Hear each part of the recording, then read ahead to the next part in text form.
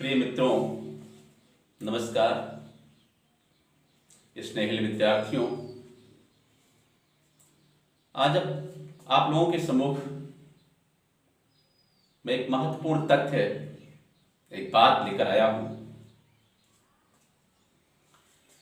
साहित्य और समाज का बहुत ही गहरा रिश्ता है। जिस प्रकार से प्रकृति और मनुष्य के बीच में रिश्ता है, ठीक उसी प्रकार से चूंकि साहित्य समाज का एक दर्पण होता है। जो भी हमारे समाज में घटनाएं घटित होती हैं, जो कुछ भी होता है, उसका यथार्थ और काल्पनिक चित्रण होता है। बात है प्रकृति और मनुष्य दोनों के संबंधों की। प्रकृति हमारी मनुष्य के लिए तो माता के समान वत्सला है। अपने पुत्रों अर्थात मनुष्यों के प्रति प्रकृति के हृदय में प्रेम का अगाध सागर उमड़ता रहता है।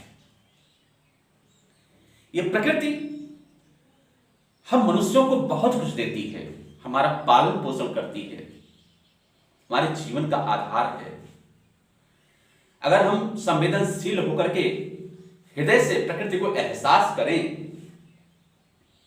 महसूस करें, फील करें, तो प्रकृति हमेशा हमें प्यार करती है, दुलारती है, सजाती है, संवारती है, हमें प्रगति के मार्ग पर आगे बढ़ाती है, हमारा संरक्षण संवर्धन करती है। लेकिन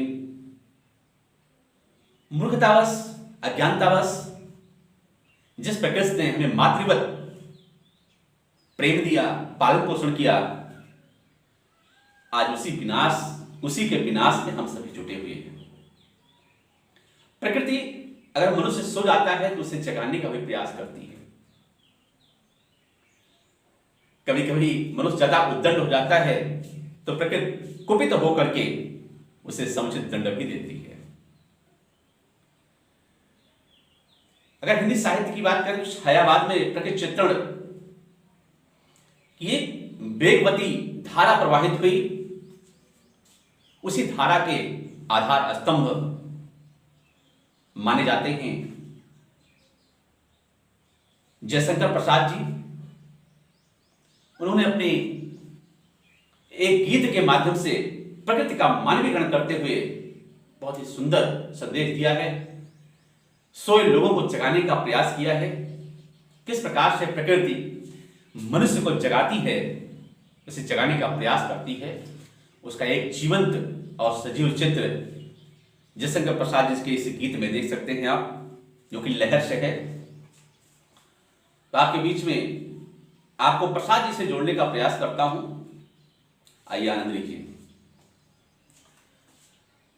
बीती विभावरी जागरी, बीती विभावरी जागरी, बीती विभावरी जागरी, अंबरपन घट में डुबो रही, अंबरपन घट में डुबो रही, तारा घटो सानागरी, बीती विभावरी जागरी, बीती विभावरी जागरी, खग कुल कुल, खग कुल कुल कुल शा बोल रहा, किस लय का अंचल डोल रहा, किस लय का अंचल डोल रहा, लोया लतिका भी भर लाई, लोया लतिका भी भर लाई, मधुमुकुल नवल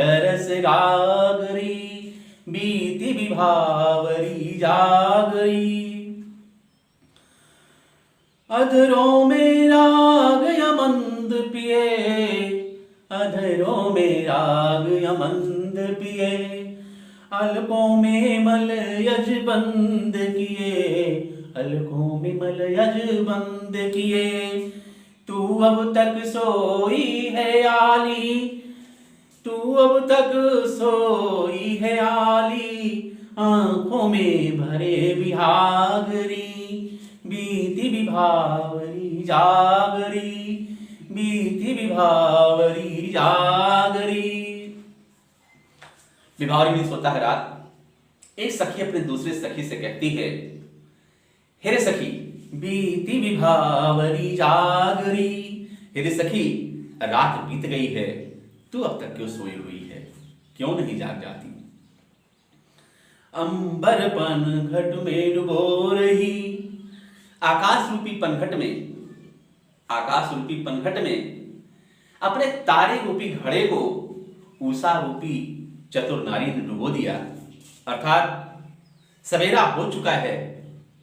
उषा रूपी चतुर नारी जो इस अरुणोदय के बेला में उठ करके पनघट पे पहुंच करके अपने तारे रूपी घड़े को भर चुकी है। अर्थात सवेरा हो चुका है। कहने का तात्पर्य तारे भी एक एक करके अंबर रूपी पनघट में धीरे धीरे डूब रहे हैं। अर्थात शीघ्र सवेरा होने वाला है। इसलिए हे सखी तू आलस्य में आकर के मत सो, अब जाग जा, या सोने का उचित समय नहीं है। इस तरह से प्रकृति हमें जगाने का कार्य करती है। बहुत ही सुंदर चित्रण है प्रसाद जी का कि खग कुल कुल सा बोल रहा। आगे एक सखी अपने दूसरे सखी को जगाते हुए कहती है कि जो पक्षियों का कुल है, पक्षियों का समूह है, वो भी कुलकुल की आवाज में बोल रहा है। उसका आभास में उषा रूपी चतुर नारी का घड़ा जो कि पनघट पे भरने गई थी, वह कुलकुल की आवाज, गुड़गुड़ की आवाज जो कि हमें पक्षियों की चहचहाहट के रूप में सुनाई पड़ रही है, इसका आभास हमें मिल रहा है कि उसका घड़ा भर चुका है, अपने घर जाने के लिए वो तैयार हो चुकी है। किसले का अंचल डोल रहा और वृक्षों की नई कुपलें, वो किसले पवन के मस्त झोंकों से लहरा रहे हैं। कह सकते हैं कि उषा रूपी चतुर स्त्री का जो आंचल है वो प्रकृति के कोपलों, प्रकृति में वृक्षों के कोपलों के रूप में देख सकते हैं किस प्रकार से उसका आंचल लहरा रहा है। लोया लतिका भी भर लाई। यही नहीं, ये लताएं भी मकरंद से पूरित हो गई हैं, रसों से पूरित हो गई हैं। मध मुकुल नवल रस गागरी, इन लताओं पर खिली हुई जो कलियां हैं वो भी मकरंद पूरित हो गई हैं। अर्थात सवेरा होने वाला है।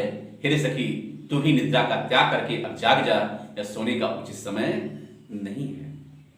तो इस प्रकार से देखा कि प्रकृति हमें किस प्रकार से जगाती है, हमें प्यार करती है, दुलार देती है, सजाती और संवारती है। जब हम सो जाते हैं तो हमें जगाने का भी कार्य करती है। तो इस प्रकार से मैं आपसे एक निवेदन करता हूं इस गीत के माध्यम से कि अपनी प्रकृति का संरक्षण करें, संवर्धन करें, क्योंकि अगर हम अपनी मातृवत इस प्रकृति का क्षण इसी प्रकार से करते रहे तो हमारा विनाश निश्चित है। एक दिन हम आत्महंता ही कहलाएंगे। तो आइए अगले वीडियो के लिए तब तक इंतजार करते हैं।